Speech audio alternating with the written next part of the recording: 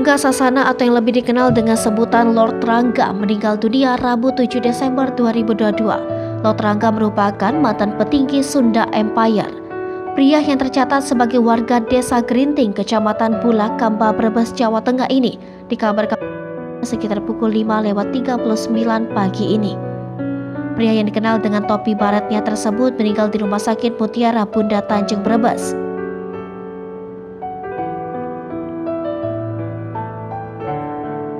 Diketahui Rangga Sasana atau Lord Rangga yang merupakan mantan petinggi Sunda Empire sempat terpilih menjadi manajer tim Persab Brebes.